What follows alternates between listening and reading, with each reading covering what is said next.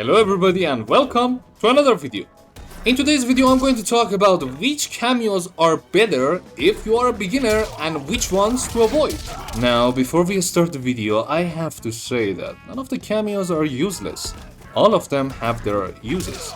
The thing is, now, because nobody have that much experience, it's better to focus on your main fighter and use some of the cameos that are easier to use, easier to understand, rather than the other ones. And that's the main point of this video. And by no means the other cameos are worthless or useless. So, without any further ado, let's get right into the video. So the first cameo that I think you should avoid for now is a striker. And why is that? Well, he has two types of projectiles. He throws two grenades. He has a close version and he has a far version. He can handcuff the opponent. It doesn't combo, it just leaves you plus. It's like, what, like 35 or something? And I'm gonna show it on the screen right now in a second. It's the hit advantage is 35.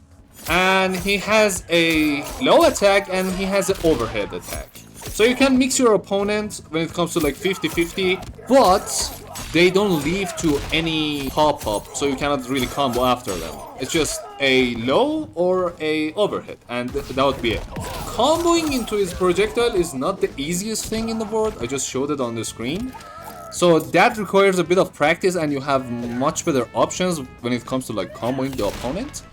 And if you want to handcuff the opponents, if you're full screen, you can to maybe get in, but when you want to do a overhead attack or a low attack, the striker would go as far as like in front of yourself, in front of your character, and not so much further. But you can actually handcuff the opponent if they are full screen. So when it comes to combos, not the best. When it comes to pressure, yeah, when it comes to 50-50, he has some stuff, but they don't lead to anything.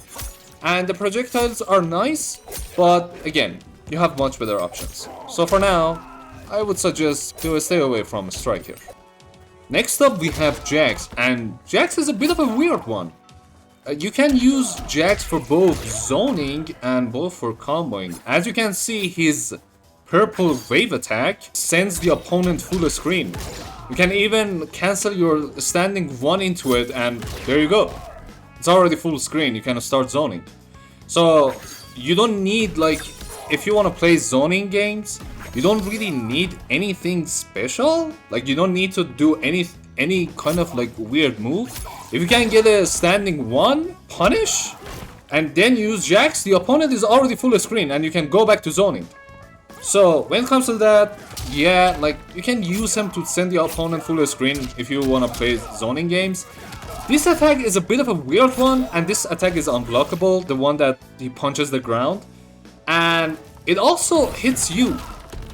So it's really hard to find a good use for it.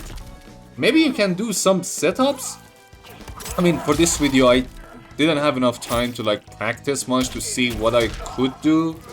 But what I tried, I mean, I wasn't able to get much out of it, and there doesn't seem to be a lot of things you can do besides like really tricky situation or really like in certain situations.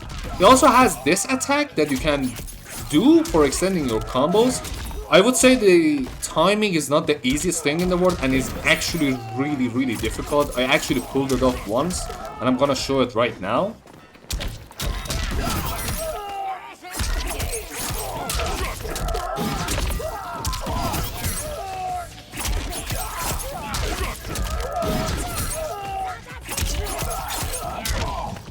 Granted, I've been only using Melina for this video, but still, the timing was like really difficult to do, and also sometimes Melina would miss his amplified version. I don't know how it works exactly. You can pause the video, see for yourself. I mean, it looked cool and it did a lot of damage. I would say it's an expensive move, but it takes away half of your opponent's HP. So yeah, not the easiest thing in the world to do, and it requires a lot of practice from what I've seen and what I've experienced. For now, I guess it's better to stay away from Jax unless you have a certain plan or playing a certain character and you have something in your mind.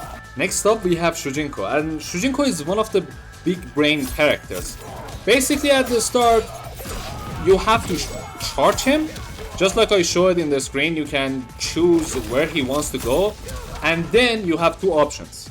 If you do down back R1, he would spend his entire charge to do a move that would extend the combo. And if you do down forward R1, he would use half of his charge and he does a special move from your opponent. Both of them are moves that he steals from the opponent.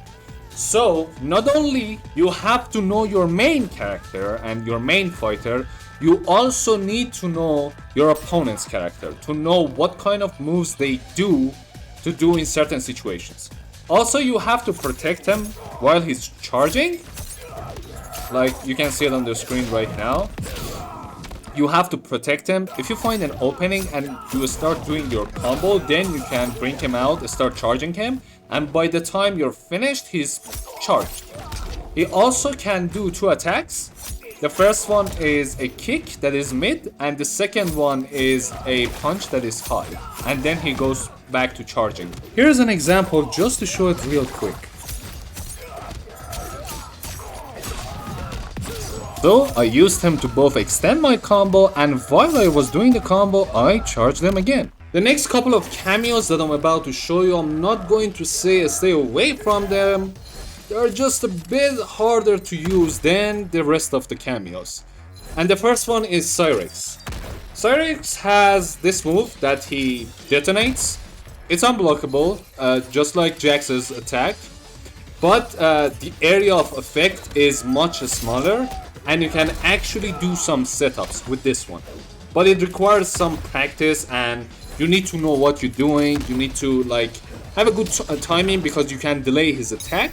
You can also choose to send him either in front of you or in front of the opponent. So definitely you have some stuff to work with. He also has this move that he starts spinning like a chopper, and he can either go straight up like above, like a vertical spin, or he can extend it and he can go first horizontal, then vertical. And comboing into it is not the easiest thing in the world. I tried to combo into it and I wasn't really successful. Granted, I didn't have enough time to practice, but yeah, it definitely requires practice. And like I said, I'm not saying to stay away from him, it's just a bit trickier to use than the rest of the cameos. Next up we have Sector, and this one is more for beginners. If you're a beginner and if you are still trying to learn the fundamentals of the game, then yeah, this cameo, for now at least, stay away from this cameo. If you have some experience playing this game, then good for you, go for it. Because Sector is actually have some nice pressure tools. This attack, the missile attack, is great for pressuring your opponent on wake up. Just like Cyrex, but the only difference between them is Sector is more about pressuring your opponent on wake up, and Cyrex is more about doing setups with unblockable attacks. He also has his signature moves that would extend your combos. You can also cancel your jumping attack to this move. At first, when I was trying it, I thought you can't do it, but yes, you can. You just have to delay your jumping attack and do it really late. His other move is his flamethrower, and it actually has a good range and it covers both sides, both in front of you and behind you. So there's that. Last but not least, we have Scorpion. And a Scorpion is a very neat cameo. It is not weak by any means. First, he has this move that he yanks you out, yanks you back. Like maybe you want to zone, maybe your enemy opponent is playing a rushdown character. It's like a get out of the jail free card, but you have to keep in mind that you have to do it before you get hit. If you do it before you get hit, you're gonna armor through it and you go back. But if you try to do it when you get hit, nothing's going to happen. The next move he has is this fireball that he shoots into the air. Comboing into it is not that hard, but also not that easy. Like, you need practice with your character. Also, you can combo after your uppercut. I don't know if I was able to showcase it in my video footage here, but I'm pretty sure when I was trying, yeah, you could combo into your uppercut. He also has this overhead attack. that you can do to maybe create some 50-50 situation if your opponent is not ready. If they look at your animation because you go into your stance, they would know. But online, if you don't have a great connection or if your opponent is not that ready, then yeah, definitely you can create some 50-50 situation. So yeah, this character by no means is weak. He just needs a bit of a practice, and I don't think it's the best choice when it comes to the beginners. And that would do it for the video. Thank you everyone for watching. If this video was helpful, please make sure to leave a like, subscribe, and drop a comment down below. And I'll see you guys next time.